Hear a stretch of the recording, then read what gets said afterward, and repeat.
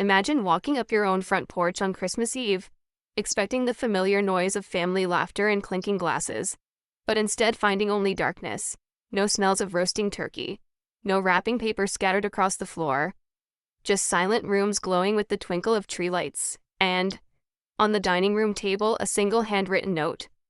For 10 years, I've been your maid and babysitter. This year, I chose myself. The chaos that followed would become legendary in my family. For me, it was freedom in the purest form. Before we unwrap that chaos, let me step back. My name's Linda, and for 10 long Christmas Eves, I wasn't a guest at the holiday dinner, I was the staff. It began innocently enough. At 26, newly independent, I had just bought my first home. A 3-bedroom ranch with a big, bright kitchen and a dining room straight out of a holiday catalog. I remember that first December, proudly inviting everyone. My brother Kevin and his wife Patricia came with their trio of sugar-fueled children. Emma, 7, Tyler, 5, and baby Sophia. My parents, Mary and Paul, arrived soon after, armed with casseroles and unsolicited advice. That first year, I didn't mind the constant hum of judgment. I was too proud, too excited to host Christmas in my home. It felt like the symbol of true adulthood. But one holiday became 2, then 5, then 10. The invitations stopped being optional. My address simply became the family headquarters. By year 3, tradition meant that my house transformed into a live-in daycare and catering hall run exclusively by me. Kevin and Patricia would drop their coats on the couch and instantly vanish into the living room, glasses of wine already in hand. Their children, energetic, sticky, lovable whirlwinds, became my responsibility by default. While they built pillow fortresses out of my sofa cushions, I juggled cranberry sauce, gravy, and mashed potatoes like a one-woman restaurant, dashing between stove, oven, and sink. Meanwhile, my parents conducted mid-dinner performance reviews. Linda, this gravy is too thin. Why didn't you make stuffing from scratch? The children are loud. Can't you control them? Kevin and Patricia never even glanced toward the kitchen. By the time everyone sat down to eat, I was exhausted and borderline delirious. But the true torment started afterward, after dessert, when everyone migrated to the living room for gift opening, and I was left ankle-deep in dishes. Mountains of pots, gravy pans, and spilled crumbs. My own house no longer smelled of pine and cinnamon. It smelled like burned labor. When my boyfriend Steven came into the picture 3 years ago, it took exactly one Christmas Eve for his jaw to tighten with outrage. Linda, why are you doing all this alone? He asked as he slid another tray into the dishwasher. It's my house, I replied automatically. I'm the host. No, he said gently, shaking his head. You're the help. He wasn't wrong. But changing a ritual carved in family stone felt impossible. Every time I suggested a rotation or potluck style, the chorus answered on cue. Your house is perfect, Linda, Kevin would say. Besides, you're so good at hosting, Patricia chimed in with practiced innocence. We'd love to help, but the kids get overwhelmed in new places. They're so comfortable at your house, and my parents. Linda, don't be difficult. It's Christmas. Family is supposed to come together. Translation, you do the work, and we'll take the credit. Last Christmas should have been special. Steven and I had been dating 3 years, and I was quietly hoping, truly praying, that he might propose. I'd even splurged on a deep green velvet dress that made me feel elegant, like the version of myself I never got to be around my family. Instead, the night repeated every painful beat. Kevin and Patricia arrived early, colonized my living room, and tuned out. Within an hour, Tyler spilled grape juice on the carpet. My parents criticized everything from the tablecloth to how I'd folded the napkins. By dinner, my beautiful dress was speckled with grease, cranberry stains, and exhaustion. When the door finally closed at 10 o'clock and only silence remained, I collapsed against the counter and sobbed. Steven wrapped his arms around me and whispered, "This has to stop." But it's Christmas, I said weakly. Tradition doesn't mean anything if it only hurts you, he murmured. That's not family, it's servitude. That night, lying awake next to him, I stared at the ceiling and pictured the coming year. The sinking certainty of déjà vu, 10 more Christmases exactly like this one, maybe 20. The thought made my chest ache. Over the next months, every disappointment stacked like plates in that never-ending sink. Kevin's constant emergencies where I had to babysit last minute. Patricia's lazy texts, "You're at the store already, can you grab diapers?" My parents' weekly demands that I drive 40 minutes for Sunday dinners they'd never reciprocate. When I got the flu and begged for help, silence. When my car broke down, they were too busy. They only appeared when something needed doing. Stephen noticed every slight bend over backward for people who wouldn't cross the street for you. He said one night after we'd canceled our anniversary dinner because Kevin had once again flaked on his babysitting promise, their family. I muttered. He looked at me quietly for a long moment. So am I. But they don't treat you like one. The words landed hard, right where truth hurts most.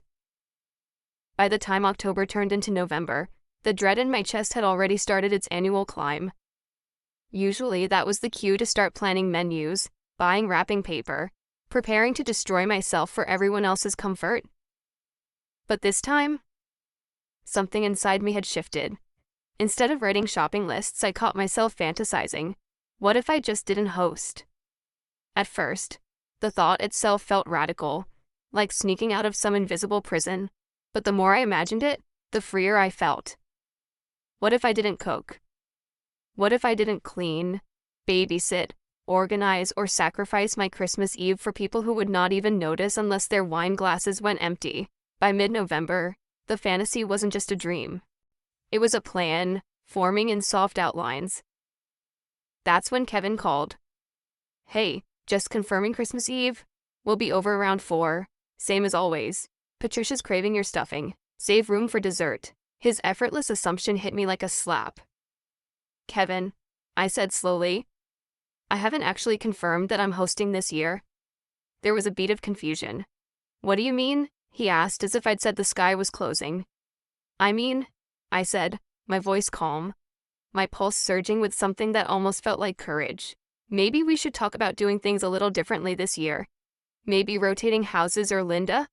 Come on, your house is perfect for Christmas Eve. The kids are used to it. Besides, Patricia and I don't really have the space to host 8 people. But what if I have other plans?" Kevin laughed. "Other plans like what?" The dismissal in his voice was like a slap. "Like what?" "Like a life outside of serving my family. Like desires and dreams that didn't revolve around their comfort. I just think maybe it's time to switch things up," I said, my voice smaller than I wanted it to be. "Linda, don't be weird about this. It's Christmas. We need tradition, especially for the kids. You know how much they love Christmas Eve at Aunt Linda's house." After I hung up, I sat in my kitchen staring at the phone, feeling something crystallize in my chest. It wasn't anger exactly, though that was part of it. It was clarity. Kevin hadn't asked me what I wanted. He hadn't considered that I might have other plans, other dreams, other ways I'd like to spend Christmas Eve. He'd simply assumed that I existed to make his family's holiday magical, and when I'd tried to push back, even gently, he dismissed my feelings entirely. That night I called my parents to test the waters. Maybe they'd be more understanding, more willing to consider alternatives. "Mom, I was thinking about Christmas Eve this year." "Oh good. I'm so glad you called. Your father and I were hoping you could do that green bean casserole with the crispy onions again. It was so good last year. Actually, I was wondering if maybe we could try something different this year. Maybe everyone could bring a dish. Or Linda, honey, you know how much we love Christmas Eve at your house. It's become such a lovely tradition. Besides, your father's back has been bothering him. And it's so nice to just relax when we come over." Relax. While I worked myself into exhaustion, making sure everyone else could relax. But what if I wanted to relax too? I asked quietly. "Oh, sweetie, you love hosting. You're so good at it. And honestly, nobody else has the space or the skills to pull off Christmas Eve the way you do." The way she said it. Like my exhaustion was a source of pride. Like being good at something meant I was obligated to keep doing it forever made something break inside me. That's when I knew this Christmas Eve would be different. Not because I was going to confront them or have a big dramatic fight, but because I was finally going to choose myself. Planning my Christmas Eve escape felt like the most rebellious thing I'd ever done, and also the most necessary. It started small. 2 weeks before Christmas, I called my landlord, Mr. Peterson, and explained that I'd be traveling for the holidays. and wanted to suspend access to me spare key that I kept with the building management for emergencies. Of course, Linda, he said kindly. Going anywhere special? Just visiting friends? I replied, which wasn't technically Ailey. Next, I reached out to my college friend, Jennifer, who owned a cabin about 2 hours away in the mountains. She'd been inviting Stephen and me to visit for years, but we'd never taken her up on it because of family obligations. Jennifer, this might sound crazy, but are you free on Christmas Eve?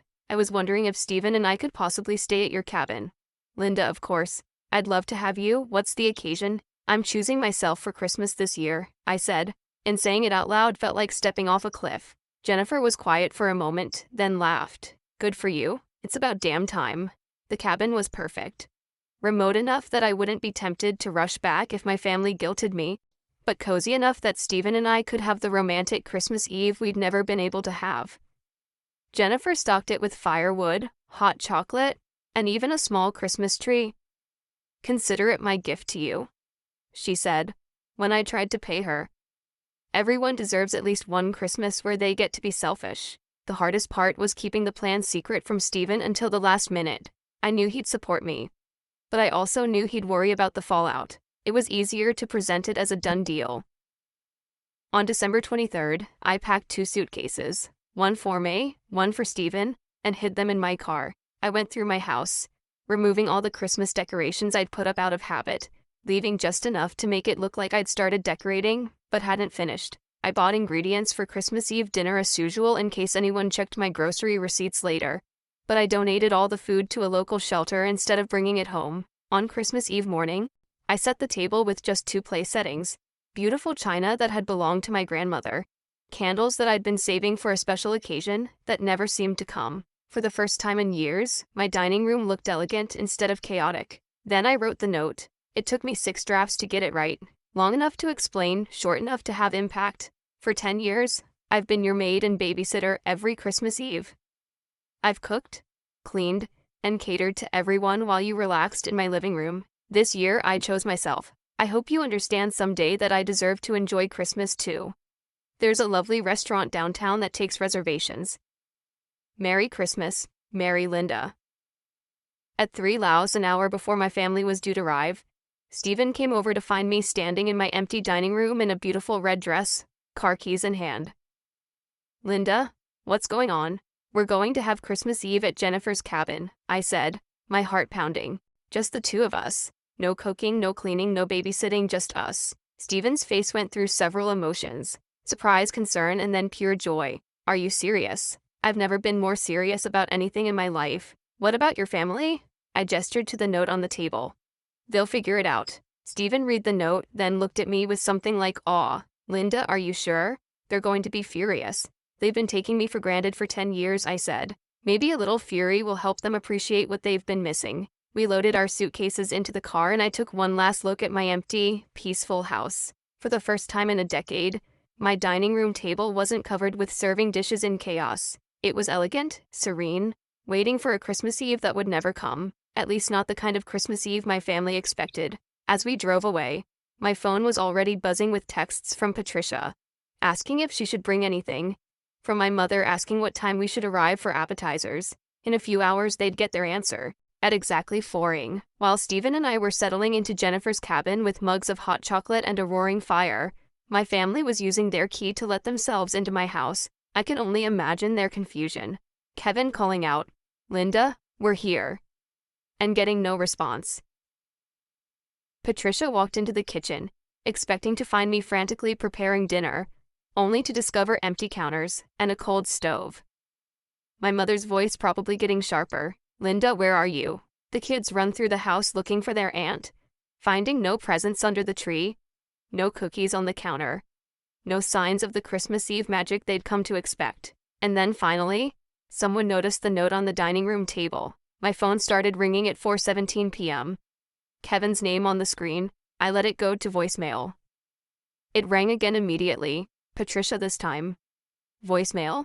Then my mother voicemail. My father voicemail. Kevin again voicemail by 5:30. I had 14 missed calls and a stream off text. Messages that started confused and quickly escalated to angry Kevin. Where are you? The kids are asking for you, Patricia. Linda. This Isn't funny? We're hungry and the kids are getting cranky, Mom. Linda, call us. Immediately, this is very inconsiderate. Dad, your mother's very upset. Come home right now. Kevin, are you seriously going touring Christmas for 3 innocent children? Patricia, I can't believe you're being this selfish. Mom, after everything we've done for you, this is how you're pay us. Kevin, fine, we'll figure it out ourselves, but don't expect us to forget this. Stephen read the messages over my shoulder as they came in, his face getting darker with each one. Linda, look at these. Not one of them is asking if you're okay or safe. They're all angry that you're not there to serve them. He was right. In 14 missed calls and 27 text messages, not a single member of my family had expressed concern for my well-being. They were upset that their Christmas Eve servant had disappeared, not that their daughter and sister might be in trouble. The last message came from Kevin at 8:43 p.m. We ended up ordering pizza and driving to 3 different gas stations to find ice cream for dessert. The kids cried, Mom has a headache. I hope you're happy. Actually, I was. Stephen and I had spent the evening cooking together in Jennifer's tiny cabin kitchen. Nothing elaborate. Just steaks and roasted vegetables and a bottle of wine we'd been saving. We ate by candlelight, talked for hours, and opened small presents for each other by the fire. For the first time in 10 years, I enjoyed Christmas Eve. I laughed. I relaxed. It felt beautiful in my red dress instead of frazzled and exhausted. Stephen told me I was glowing and I believed him. We fell asleep on the couch in front of the fireplace, wrapped in blankets, completely at peace. Christmas morning brought a new wave of messages, but these were different, calmer, more manipulative. Mom, Linda, sweetie, I know you're upset about something. Let's talk about it like adults, Patricia. The kids kept asking where Aunt Linda was. Emma cried herself to sleep. Kevin, I don't know what we did wrong, but we can work this out. Dad, your mother didn't sleep all night. She's worried sick about you. The guilt tripping was expertly crafted, designed to make me feel selfish and cruel for choosing my own happiness over their comfort. A year ago it might have worked. I might have rushed home with apologies and promises to make it up to them. But spending one perfect evening prioritizing my own needs had given me clarity I'd never had before. These messages weren't about love or concern. They were about control. They were about making me feel guilty for setting boundaries. I turned off my phone and spent Christmas Day hiking through the snow-covered mountains with Stephen, feeling lighter than I had in years. When we returned home on December 26th, I found a voicemail from my mother that was different from the others. Linda, I've been thinking about Christmas Eve, about the note you left. Maybe we have been taking you for granted. Your father and I would like to talk when you're ready. Kevin's voicemail was less apologetic, but more honest. Look, I guess I never really thought about how much work you put into Christmas Eve. The kids missed you. We all did. Maybe we can figure out a better way to do this next year. Even Patricia had left a message. Linda, I'm sorry if we made you feel unappreciated. I know you work hard to make Christmas special for everyone. We should have helped more. But the most important realization wasn't in their messages. It was in my own heart. For 10 years, I'd been afraid that if I didn't make Christmas perfect for my family, I'd lose their love. But what I discovered was that constantly sacrificing my own happiness hadn't earned me their love. It had earned me their expectation that I'd continue sacrificing. Real love doesn't require you to exhaust yourself for others' comfort. Real love doesn't dismiss your needs or take your efforts for granted. Real love appreciates what you give and never demands what you can't. This year I'm hosting Christmas Eve again, but it's different now. Kevin and Patricia are bringing side dishes. My parents are handling dessert. Everyone is staying to help clean up. And for the first time in a decade, I'll actually get to enjoy the party I'm throwing. Sometimes the most powerful gift you can give yourself is the word no. And sometimes the people who claim to love you need to lose your constant yes before they can appreciate what they've been given. My family learned that love isn't a servant's duty, it's a choice. And this year, for the first time, I'm choosing to stay because I want to better, not because I'm expected to be. That empty house on Christmas Eve taught them something I'd been trying to show them for years. I'm not their maid, their babysitter, or their holiday coordinator. I'm their family, and I deserve to be treated like it. If this story resonated with you, you're not alone. So many of us have family members who mistake our kindness for obligation. Drop a comment telling me about a time you finally chose yourself over family expectations. I read every single one. And if you enjoyed this story about setting boundaries during the holidays, smash that subscribe button, because we've got more family justice stories that'll make you want to prioritize your own happiness. Remember, you can't pour from an empty cup.